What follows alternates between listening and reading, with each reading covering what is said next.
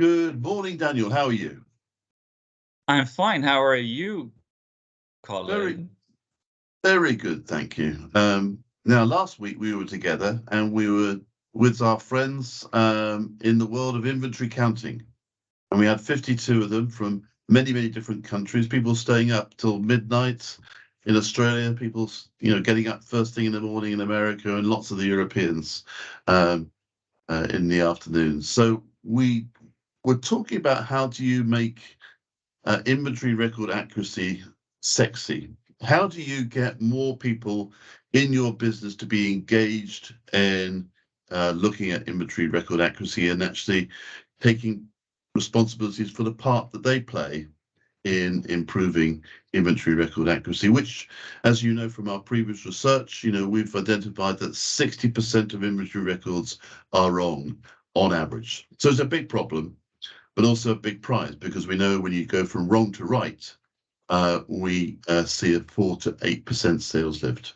So that was a sort of context for the session. We had two great speakers, both from the home improvement channel, and Mhm. so really it's now just your thoughts and what notes you took that we'd like to hear.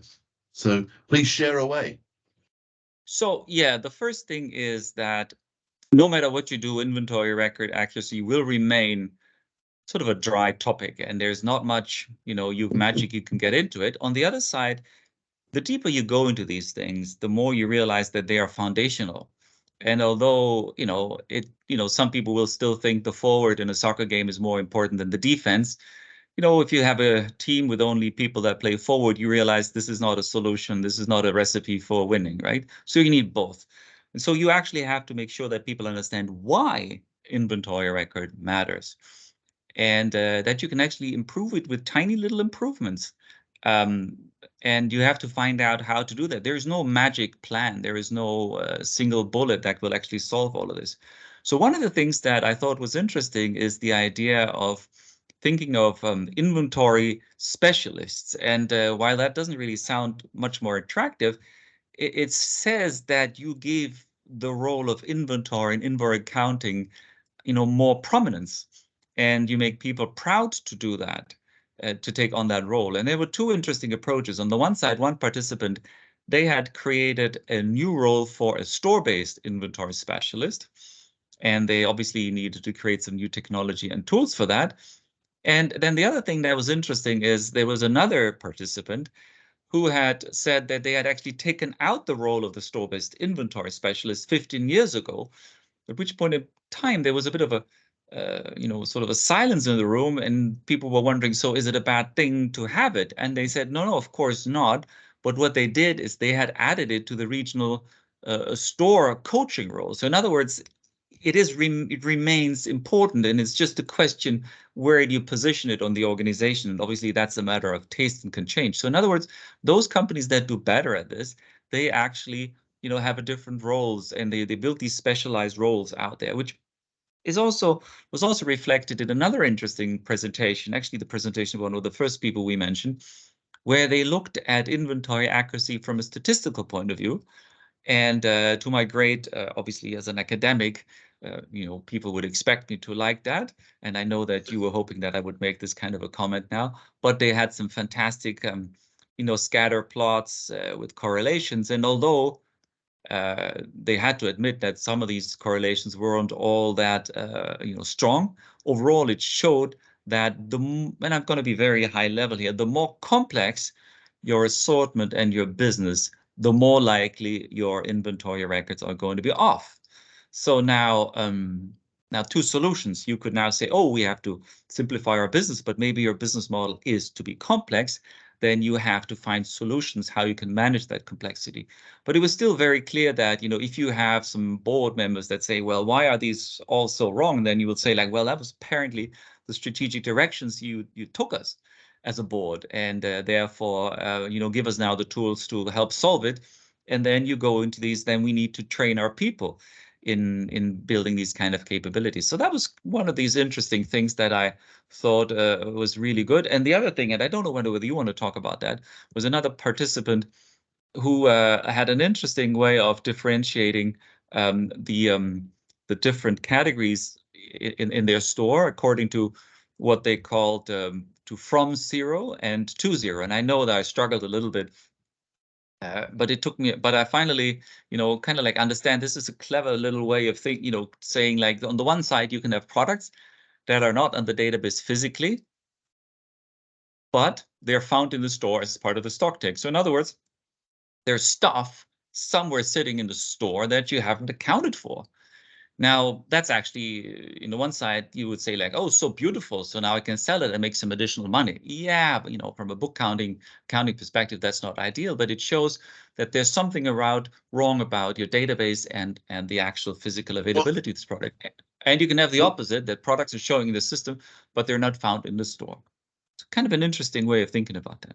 Yeah, because when we did the research with on inventory record accuracy, when there was an exact match and we trued up the exact match, so guess what? There was no sales increase. When there was a negative, which is what the last thing you described, when there was inventory on the system but nothing physically available, we saw a 10% sales lift when we trued up the inventory. And then we had this weird one. We sort of said, well, we had positive variance. And we couldn't really understand why did you get an 8% lift when you had positive variance. But I think what it's explained by is that actually the store is showing 0, so no one's looking for it. The inventory people turn up, find it, and then they put it back on the shelf at some stage, and the sales then go up.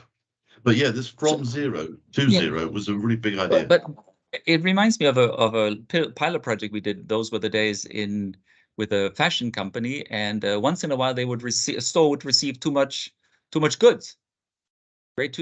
Some package from China arrived, and instead of 80 dresses, there were 100 dresses in there because they actually didn't count well at the source. And then obviously the store managers, they kept quiet and they just sold them because that was like a windfall profit that they made. Yeah. And it sounds a little bit like that in the grocery industry, because they have this wonderful term, which I really love, is good faith receiving. And sometimes, luck is on your side and you actually get stuff that you didn't order, and that's a windfall profit. But, the books are not correct. Yep. I love the observation there was quite a lot of discussion around the more you adjust and more you go around counting, the more inaccurate your inventory becomes. I think we heard a lot of consensus around that. And I think we even saw some data from one of the participating retailers who presented that showed statistically that there was this linkage between the number of adjustments made and the inaccuracy. So the more you count, the more you adjust. It was like 20 years ago. 20 years ago, I remember that one of those first puzzles in retail, teeny tiny operations, was when Sainsbury's announced that they would stop, that they had increased the number of times they counted, to then when Justin King came in, say like to reduce them again, because they actually found that the more they counted, the worse it got. And I can totally feel with that, because we did once a project with a Swiss retailer, and I had to count some of these goods that they sort of like stack in a display with tiny little milk bottles for kids at, whatever, back to school. I couldn't count them. Now I'm sort of average intelligent. Just every time I counted, I get another wrong. I got another number. It was just awful. Brilliant. Brilliant. Well, look, I think, you got any more notes that you took away, or other than that was very helpful, and I feel it was a really good session. We've got more of them planned next year. I think we've got a sort of a cohort of inventory record accuracy team members who are desperate to make this problem sexy and have got some new ideas. So what do you call somebody who makes things more accurate? Is that an accurator, or what's that? That's a great question. Person. I think a good defender, maybe, as you were very good, very back to your analogy. A good centre half or something. Very good, very good. But no, thank you so much for your time, Daniel, and for being our academic advisor on that. Much appreciated. Thank you so much to everybody out there. Okay. Bye.